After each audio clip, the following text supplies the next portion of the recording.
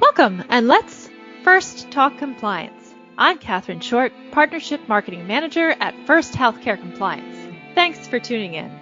You can follow First Healthcare Compliance on Twitter at FirstHCC or on Facebook and Instagram at First Healthcare Compliance or hashtag FirstTalkCompliance.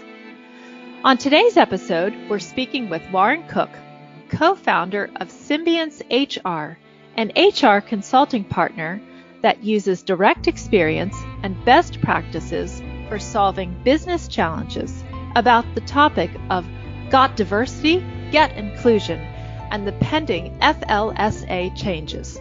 We will review building an inclusive workforce through application of strategies and out-of-the-box thinking that creates competitive advantage. We will dismiss myths and explore the facts and provide guidance you can use today. We will also briefly cover the pending proposed changes in the FLSA that may impact your business. We'll also talk about understanding what diversity is and what it is not. Learn strategies to build a culture of inclusion, to create a competitive advantage, and enhance engagement. And learn what the pending FLSA changes are and how this might impact your business. So Warren, thank you so much for joining us today. Oh, it's a pleasure speaking with you today. Thank you. Let's get started. Diversity and inclusion appear to be a very relevant topic in recent years. Why do you think that is? Well, it could be a lot of different things, but first and foremost, we have things like the Me Too movement that's going on. We have a lot of organizational impact regulations that are coming through legislation.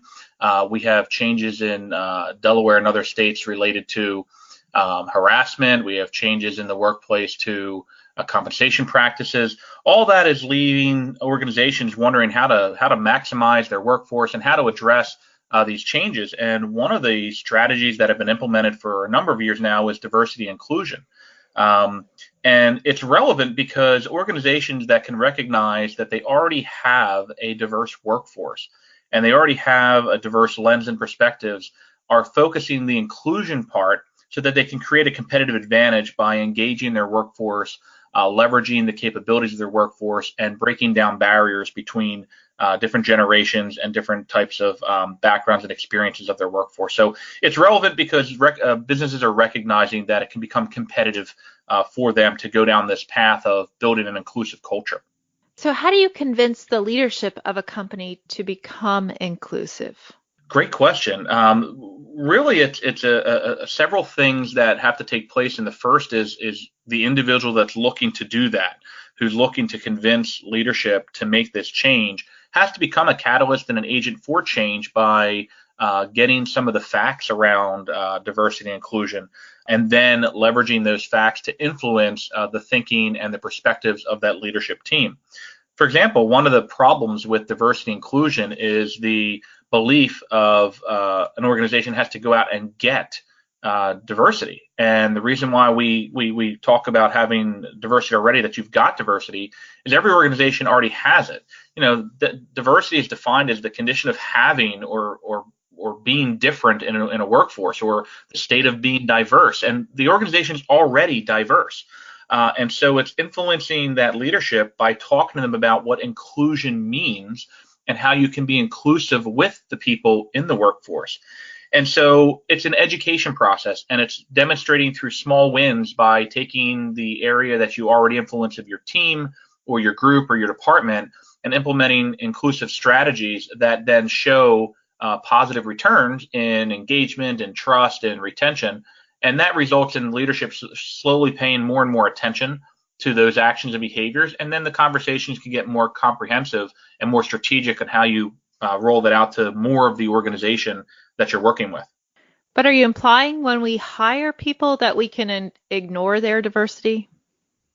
So no, not at all. I mean, organizations often are hung up on past practices around affirmative action, which is not the same as diversity and inclusion. Federal contractors are under strict regulations that obligate them to have affirmative action programs, which creates some of the myths and misunderstood characteristics of what a business has to do around diversity and inclusion. And so when you eliminate the concept of quotas and you eliminate the concept of having to hire race or gender or ethnicity, and you truly focus on what are the valuable assets that that individual brings in, you're not ignoring diversity, you're actually embracing it, but in a different manner. So rather than just saying, oh, we need more minorities in our workplace, and let's make sure as we're interviewing people, we look for those who are minorities.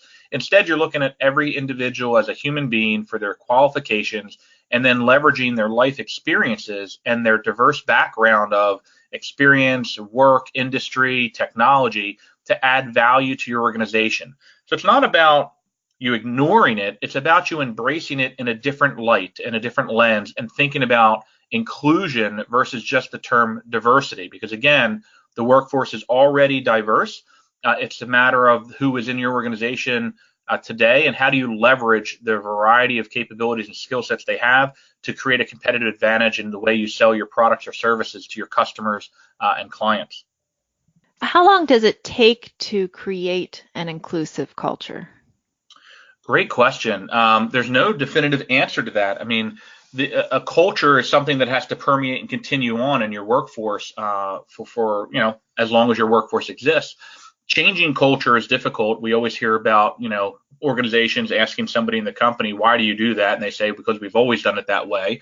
And that's kind of the same for diversity and inclusion. If they've gone down the path of just being what they think is compliant and bringing in diverse people, they're not inclusive at all.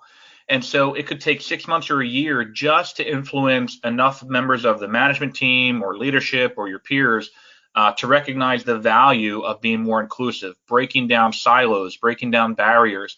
But inclusion has to permeate through all aspects of the business. It can't be a siloed initiative where, look, we'll hire a D&I person and they'll go and do their thing and the rest of the business keeps doing what they're doing. You truly have to blend it together, and that could take years to slowly evolve a culture that's existed, especially since a lot of people may feel threatened in opening up the opportunity to allow others to talk or comment or participate in meetings or activities that historically they were prohibited to. For example, if you had a leadership team who predominantly the people who were involved with diversity and inclusion were all the management team, and you never included line staff or production supervisors or managers or operations, if you didn't bring those folks together, the idea of allowing them to be part of the conversation can be scary. But the strategy really is to leverage what they bring to the table so they're more engaged, that the inclusion and collaboration is happening, and overall everybody is working towards the success of the business. And that's what creates that competitive advantage, that you're leveraging the ideas of everybody in the workforce to differentiate and do better, more productive, more successfully than the competition. Well, that sounds good, but how do you recommend for organizations that have a leadership who fail to support this inclusive culture? How do you recommend that the leadership gets on board, or how do you do that? Well, some people, when they come to me and talk about that, I tell them you need to change your organization. If you really are a champion of change and you passionately believe in this, and the organization's unwilling to make a movement, it may be a stunting point for your career, and you certainly want to focus on that. But in just focusing on the question of how do you overcome it in a way, it's education and repeating that. It's recognizing that it's an evolution of change. It's not a revolution. And so you don't want to, make a recommendation, say you need to do this and walk away. You really need to build a case for it. And if you're not used to building a business case, this is something you really want to focus on with an inclusion strategy. You want to be able to go to management and demonstrate to them why it's important to do this. What are the benefits? What are the pros and cons? What are the risks of not doing this? What do they lose, or what's negatively impacted? So, from building a business case, our listeners should think about, what is the talent acquisition benefits of an inclusive environment? What is the social responsibility in the public's eye of how the organization operates? How about retention and training? You're going to retain more engaged and trusted employees when they feel like it's an inclusive environment. You're going to have more productivity. You're going to have more creativity and innovation. You're able to leverage the diversity of your workforce through an inclusive culture to better understand your customers and your clients and your strategic partners in the industry. So there is a strong business case, and you can put dollars and cents through an ROI analysis of an inclusion program and strategy. If we couldn't put ROI to inclusion, you wouldn't see all these Fortune 50 and Fortune 100 companies going down this path to really committing to an inclusive environment. Even if you look at commercials today and advertisements, they are all extremely inclusive, not just diverse, but they're demonstrating inclusion of different types of people to solve problems. And so if the leadership isn't understanding that, try to have some small wins. Try to do it on your own in the scope of influence you have, and then bring those successes to leadership, asking for their support to kind of expand it in a larger scale. Is there really an opportunity to demonstrate this ROI with inclusion? It can be challenging because inclusion often, D&I often falls into the scope of human resources or human resources area or department in an organization. And historically, HR is not viewed as a profit center, neither is accounting and some of the other areas, right? So what happens is you have to be able to show, first and foremost, that you understand the impact of activities with the employees in the workforce on the business.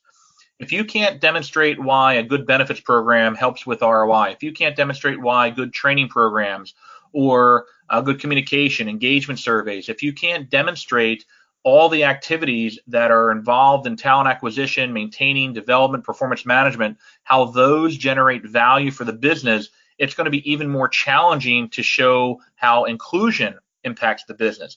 But it's very possible, because once you start thinking about these activities in a different light, it's not a profit center, but reducing turnover, there's a number you can put to that. And increasing the speed of which talent is acquired, you can put a number to that.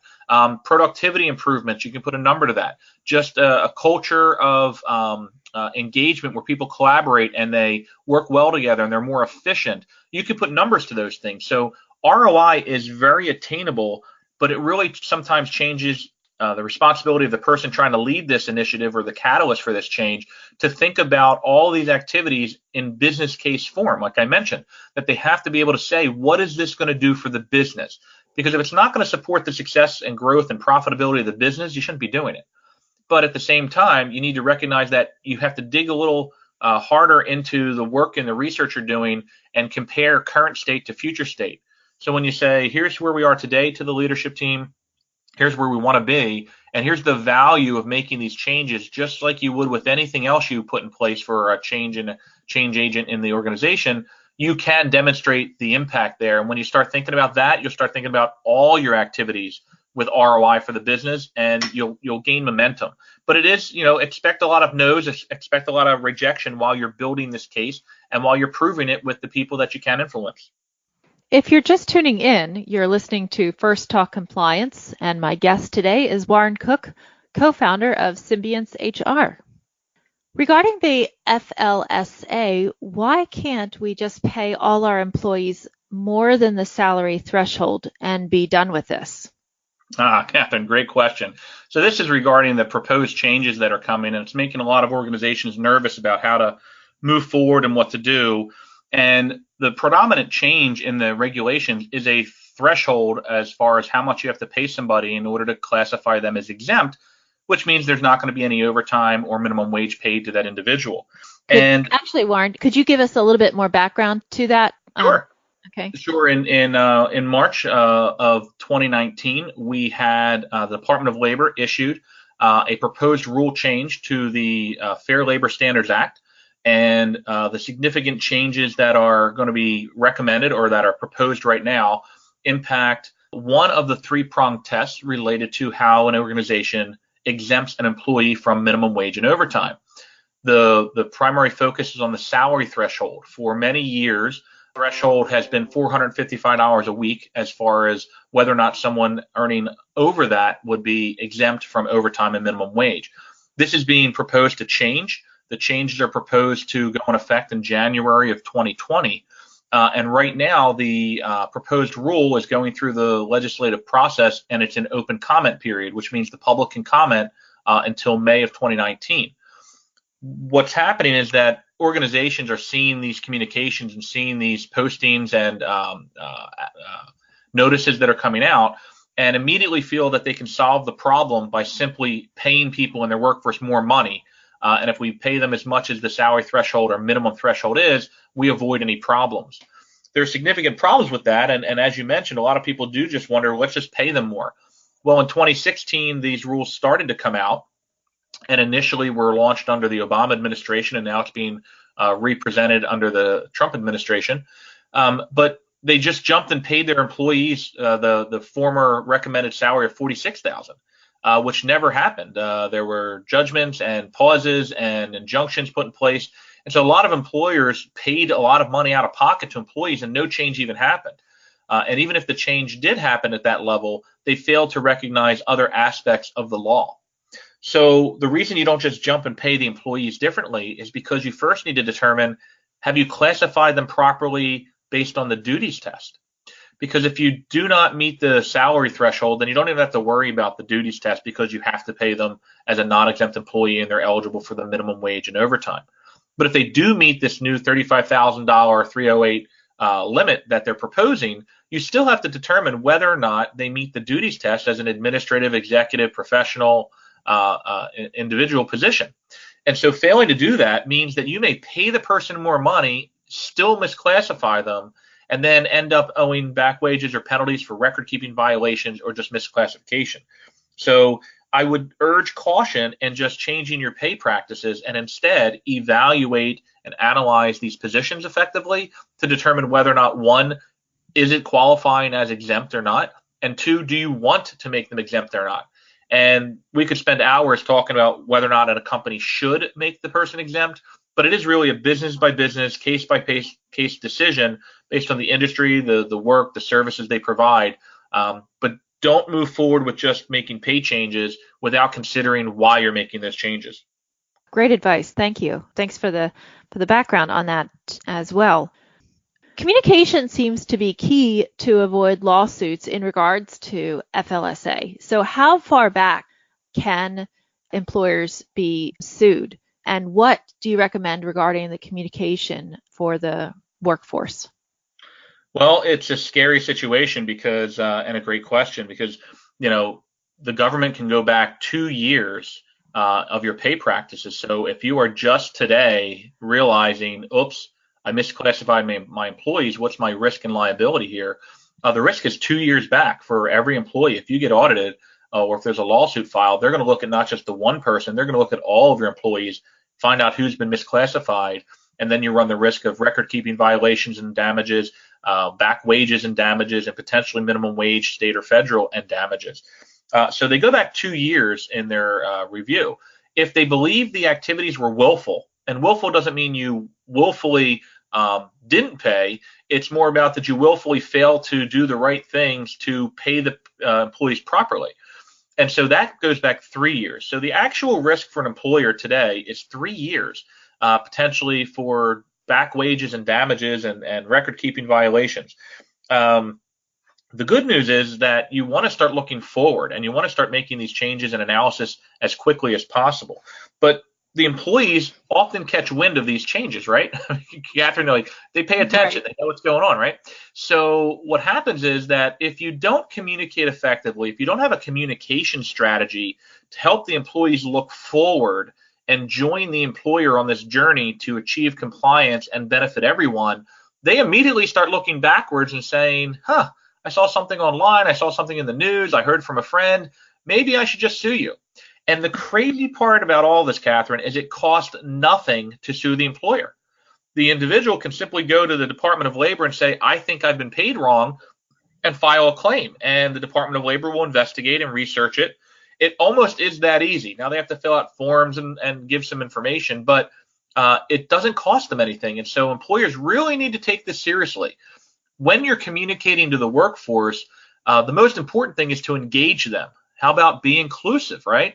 Include them in the fact that you're going to go through an analysis, you're going to go through a review period, and you're going to work with them to identify effectively and compliantly their job descriptions. You're going to perform a comprehensive job analysis, and then we'll be able to determine what the compensation practices are going forward. Letting them know that for the most part, people are not going to lose money. In most situations, people will either make the same or make more money, because if someone ends up earning overtime, employers generally aren't recommended to cut their pay rate and then pay them overtime. Instead, it's whatever you're paying them now, you owe them for time and a half above that. So making sure the employee is engaged and looking forward and thinking about the positive impacts of these changes versus not engaging the employee, not being as transparent as you should be or need to be about changes coming, they'll start looking backwards and find ways to punish you for treating them wrong.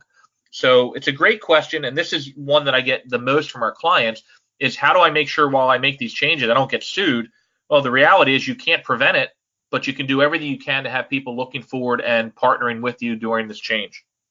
In that prevention, do they have to purchase technology or a system to help achieve compliance? I mean, how do they help achieve this compliance?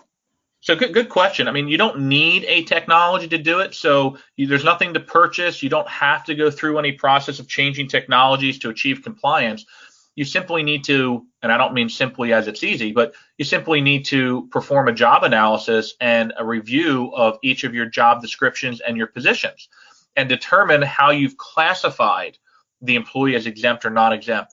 And it is important to note here, since you bring up technology, a lot of organizations work with payroll vendors. And there's thousands of payroll vendors that they can work with. And these payroll vendors have technologies and systems called human resource information systems. But a lot of times I'll have a client or a company say, well, our payroll company said it's okay to pay them this way. Really think about that. If you look at your contracts, if you look at your agreements, if you talk with your payroll vendor, you will learn that the payroll vendor does not give advice or advise the employer how to classify their employees. They are simply processing payroll that's provided.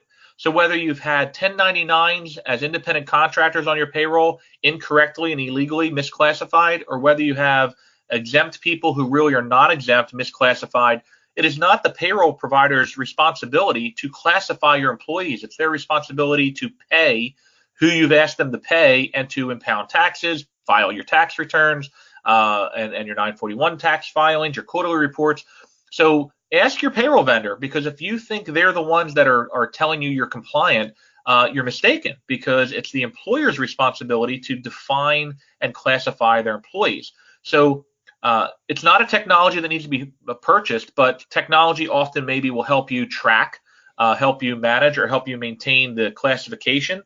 But for the most part, it can all be done manually. You just have your job descriptions, you have paper, you interview, you evaluate the tasks and duties of a position, you do a comprehensive job analysis on the tasks and responsibilities, you compare that to the duties test, and then you just document your results so that you have some proven documentation that demonstrates you took the time and effort to evaluate the position and defend why you've classified it as either non-exempt or exempt.